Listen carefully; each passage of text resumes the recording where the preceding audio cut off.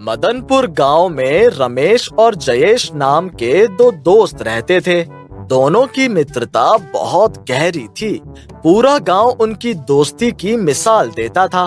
एक दिन रमेश और जयेश गांव के बरगद के पेड़ के नीचे बैठे बातें कर रहे थे। तभी गांव के मुखिया सुदेश काका वहां आ गए।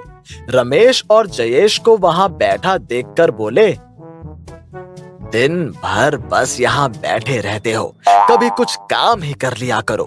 तुम्हें पता भी है गांव में कितनी दिक्कत चल रही है, पर तुम्हें क्या, दिन भर मटर गश्ती करते रहो। काका, ऐसा क्या हो गया गांव में? अपने घर जाकर अपने घर वालों से पूछो। अरे, मैं तो भूल ही गया, तुम्हारा तो घर नहीं तो घर वाले क्या होंगे। सुदेश काका की बातें सुनकर जयेश गुस्से में बोला, काका आप ऐसे कुछ मत बोलिए। रमेश मेरा दोस्त ही नहीं, मेरा भाई, मेरा परिवार सब कुछ है, तो सोच समझ कर बोलिए। मैं आपकी उम्र का लिहाज कर कर कुछ नहीं बोल रहा हूँ। जयेश का गुस्सा देखकर रमेश ने बात संभालते हुए सुदेश काका की ओर देखकर कहा, काका ये जयेश तो कुछ भी बातें करता है। आप भी तो हमारे परिवार में है ना, ये पूरा गांव हमारा परिवार है। हाँ, दिखता है वो तो। गांव में पहले ही बहुत परेशानी चल रही है, तुम लोगों से बात करके मैं खुद का समय बर्बाद ही करूंगा। आप हमें बताइए काका, अगर हम कुछ मदद कर सके तो। रहने दो रमेश, इनको हमारी मदद की नहीं, हमें ताने देते रहने की जरूरत है, क्योंकि इनके जीवन का यही तो एक उद्देश्य है। जयेश की बात सुनकर सुदेश काका वहां से मुंह बनाकर चले जाते हैं। तुम पागल हो क्या? ये हमारे गांव के लोग हैं, हमसे बड़े हैं, हमारे परिवार के जैसे हैं। हमें इनकी तकलीफ समझनी चाहिए, ना कि ऐसी बेवकूफी करनी चाहिए। अच्छा, क्या तकलीफ समझे इनकी? क्या हमने पूरे गांव का जिम्मा उठा रखा है? अच्छा, मतलब तुम गांव की परेशानी में मेरा साथ नहीं दोगे? मतलब मैं खुद को अकेला मान लूं? जयेश रमेश की बातें सुनकर बोलता है, तू मेरा दोस्त नहीं सब कुछ है, मैं तेरे लिए इन गांव वालों का साथ दूंगा। अभी चलकर पता करते हैं कि गांव में तकलीफ क्या है। रमेश और जयेश दोनों सुदेश के घर जाते हैं। सुदेश घर के बरामदे में परेशान बैठा चाय पी रहा होता है। रमेश और जयेश आगे बढ़कर बोलते हैं, सुदेश काका, क्या परेशानी है गांव में? हमें बताइए, हम भी इसी गांव का हिस्सा है, हमें जानने का पूरा हक है। हाँ काका, आप बहुत परेशान हैं, हमें पता है। हमसे अपनी परेशानी बांट कर तो देखिए, हो सकता है हम आपकी कुछ मदद कर सकें। सुदेश काका रमेश और जयेश की तरफ देखते हुए बोलते हैं, हमारे गांव के किसानों के पास मशीनों की बहुत कमी है। इस वजह से वो अच्छी खेती नहीं कर पाते हैं और इसी कारण उनका बहुत नुकसान होता है। मेरे पास भी इतना पैसा तो नहीं है कि मैं गांव के हर किसान की मदद कर सकूं। काका आप परेशान ना होइए, हम कोई अच्छा रास्ता खोजते हैं। रमेश और जयेश गांव के और सुदेश काका के बारे में सोचते सोचते घर जा रहे होते हैं। तभी उनके सामने एक कागज उड़ता हुआ आया, जिसमें बाइक रेसिंग की प्रतियोगिता का लिखा होता है। दोनों कागज देखकर एक दूसरे की तरफ देखकर बोलते हैं, तू भी वही सोच रहा है जो मैं सोच रहा हूँ? हाँ जयेश, अगर हम ये रेस जीत गए तो गांव के कई लोगों की मदद कर सकते हैं और सुदेश काका की मुश्किल भी खत्म कर सकते हैं। हाँ, और कई लोगों की नहीं, सबकी मदद कर सकते हैं। 20 लाख का इनाम है। 20 लाख? हाँ यार, पर हम बाइक कहाँ से लाएंगे? अरे मेरे पास एक तरकीब है। क्या? मेरा एक दोस्त है विक्रम, वो स्पेशलिस्ट है बाइक बनाने में, हम उससे मिल लेते हैं। हाँ, ये बढ़िया रहेगा। रमेश और जयेश दोनों विक्रम के घर की ओर चल देते हैं। विक्रम घर पर बैठकर बाइक ही बना रहा होता है। जयेश विक्रम के पास जाकर उसको सारी बातें बताता है। विक्रम जयेश और रमेश की बातें सुनकर बोलता है, इन गांव वालों ने तुम्हारे साथ इतना बुरा व्यवहार किया, फिर भी तुम इनकी इतनी मदद कर रहे हो। हमें एक बाइक चाहिए रेस करने के लिए, लेकिन मेरे पास अभी कोई बाइक नहीं है जिससे तुम रेस कर सको। ऐसी बाइक तो बनानी पड़ेगी और मेरे पास अभी बाइक की बॉडी नहीं है, बस इंजन ही है। अरे तो एक काम करो ना, तुम एक कागज की बाइक बनाओ, हम दोनों भी मदद करेंगे। बॉडी तुम कागज की ही बनाना और इंजन अपना लगा देना। आइडिया तो बहुत अच्छा है, चलो फिर लग जाते हैं काम पर। मैं इतनी बढ़िया बाइक बनाकर दूंगा जिससे तुम दोनों आसानी से रेस जीत जाओगे। रमेश और जयेश दोनों मिलकर विक्रम के साथ बाइक बनाने में लग जाते हैं और कुछ देर की कड़ी मेहनत के बाद वो लोग कागज की बाइक बना लेते हैं, जो दिखने में बहुत ही शानदार लग रही थी। तीनों बहुत ही खुश हो जाते हैं।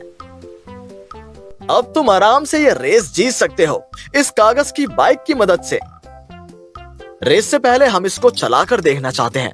हाँ, ले जाओ, बस ये रेड बटन मत दबाना। ठीक है। रमेश और जयेश दोनों कागज की बाइक पर सवार होकर पूरे गांव में घूमते हैं। गांव वाले ऐसी अनोखी बाइक देखकर चौंक जाते हैं और दोनों की बाइक देखने के लिए भीड़ लग जाती है। दोनों खुशी खुशी अपनी बाइक सभी को दिखाते हैं। अगले दिन होने वाले रेस की प्रतियोगिता में भी शामिल होने की बात भी बताते हैं। आया जी, कल हम इसी पेपर बाइक से रेस में हिस्सा लेंगे और जीतेंगे। दोनों अगले दिन होने वाले रेस में पहुंच जाते हैं। रेस में हिस्सा लेकर जीत जाते हैं और 20 लाख रुपए का इनाम लेकर गांव आ जाते हैं। गांव वाले ये सब देखकर बहुत खुश होते हैं। सुदेश काका भी दोनों से अपने किए के लिए माफी मांगते हैं और बोलते हैं, बेटा, मेरी ही गलती थी कि हम तुम्हें समझ नहीं पाए, हमें माफ कर देना। अरे कोई बात नहीं काका, आप हमारे बड़े हैं, आप हमें कुछ भी कह सकते हैं। काका, ये लो पैसे और गांव वालों की मदद के लिए जो हो सके करो। सुदेश काका रमेश और जयेश को गले लगाते हैं और सब गांव वालों के साथ मिलकर रहते हैं।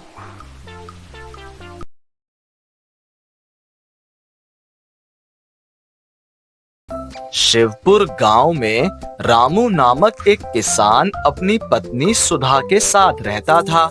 रामू बहुत ही गरीब था। रामू आलू की खेती कर घर चलाता था। उसी गांव में लाला नामक एक जमींदार रहता था। वो गांव के सभी किसानों के आलू खरीद उनको शहर में ऊंचे दामों में बेचता था। रामू भी लाला के पास अपने आलू बेचने जाता था। एक दिन रामू लाला के पास आलू बेचने जाता है। लाला कुर्सी पर बैठे बैठे हिसाब गिन रहा होता है। लाला, मुझे मेरे आलू तुम्हें बेचने हैं। गांव में सभी किसानों के आलू तुम ही खरीदते हो, मेरे भी खरीद लो। हाँ ठीक है, कितने आलू हैं तुम्हारे पास? लाला, ये लो एक बोरी आलू। ये लो 1000 रुपए।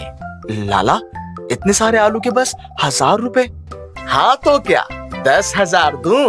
अरे यही भाव है मार्केट का, बेचना है तो बेचो, नहीं तो जाओ।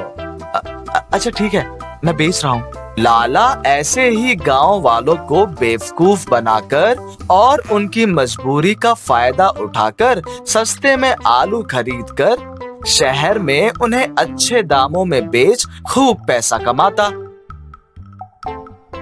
थोड़े दिन बाद रामू फिर कुछ आलू लेकर लाला के पास बेचने पहुंचा।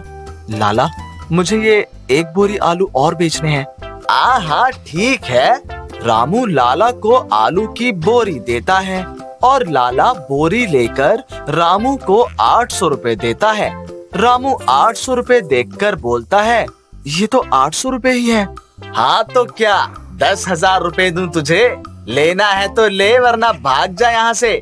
मार्केट में वैसे भी बहुत आलू है, कोई खरीद ही नहीं रहा। तुम्हें बेचना है तो बेचो, नहीं तो जाओ। रामू गरीबी के कारण लाला की बात मानकर उसको आलू बेच देता है। ऐसे ही दिन बीतते चले जाते हैं और लाला आलू के दाम 800 से 400 पर पहुंचा देता है। एक दिन रामू सुबह सुबह खेत पर जाता है और देखता है कि खेत पर एक बहुत बड़ा आलू उगा है। रामू आलू देखकर बहुत चौंक जाता है और अपनी बीवी को बताने के लिए घर की ओर चल देता है। रामू घर पहुंचकर देखता है कि उसकी पत्नी सुधा की तबीयत बहुत खराब है। सुधा, सुधा तुम्हें क्या हुआ? पता नहीं जी, सुबह से तबीयत कुछ ठीक नहीं है। तुम चिंता मत करो, मैं अभी डॉक्टर को बुला कर लाता हूँ। रामू भाग कर जाता है और अलमारी में देखता है, पर अलमारी में कुछ पैसे नहीं होते। रामू मन में सोचता है, मेरे पास तो पैसे ही नहीं है, अब मैं डॉक्टर को क्या दूंगा? एक काम करता हूँ, वो बड़ा आलू जाकर लाला को बेच देता हूँ और उस आलू के पैसे से सुधा का इलाज करवा दूंगा। रामू भागते भागते आलू लेकर लाला के घर जाता है और लाला से बोलता है, लाला ये बड़ा आलू मुझसे खरीद लो और मुझे थोड़े पैसे दे दो। अरे पर इतने बड़े आलू का मैं करूंगा क्या? मुझे इसकी जरूरत नहीं है, कोई मुझसे ये खरीदेगा भी नहीं। पर मुझे पैसों की जरूरत है, मेरी मदद करो, मैं आपके पैसे जल्दी चुका दूंगा। अरे तो मैं क्या करूं? जाओ अपना आलू लेकर निकल जाओ यहाँ से, मेरे पास नहीं है कोई फालतू पैसा तुझे देने के लिए। रामू आलू लेकर उदास मन से घर की ओर चल देता है।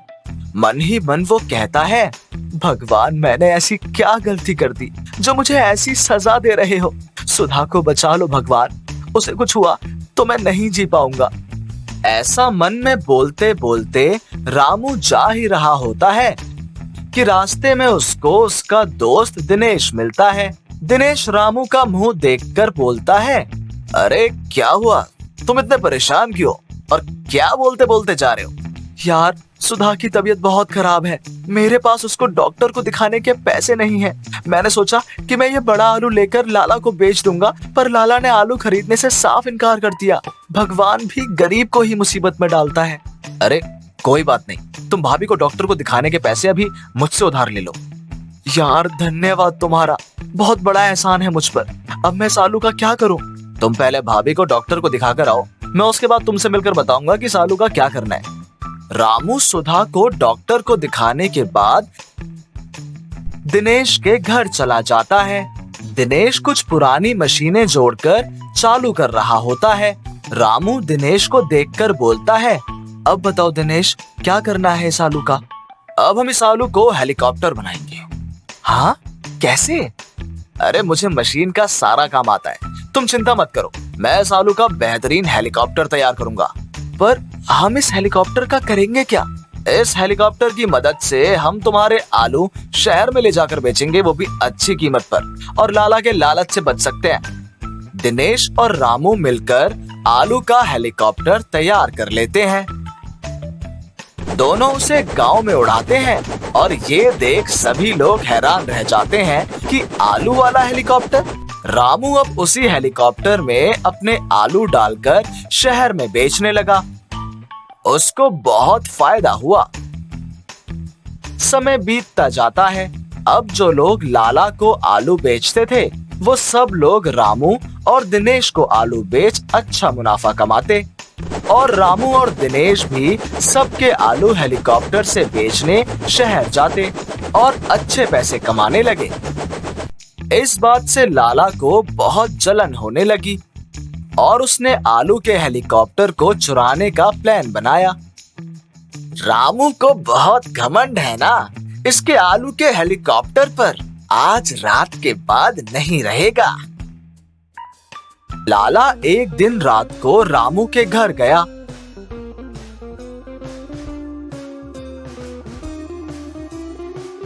और उसने आलू के हेलीकॉप्टर को चुराने के लिए हेलीकॉप्टर को स्टार्ट कर उसमें बैठ गया, पर लाला को हेलीकॉप्टर चलाना नहीं आता था। इस वजह से हेलीकॉप्टर हवा में घूमने लगा। लाला जोर जोर से चीखने लगा, अरे अरे कोई तो बचाओ मुझे, अरे कोई रोको इसको, अरे अरे मुझे निकालो इससे। लाला की चीख सुनकर रामू और सब लोग बाहर आ गए। लाला हेलीकॉप्टर सहित नीचे गिर गया। लाला को गिरने की वजह से बहुत चोट आई।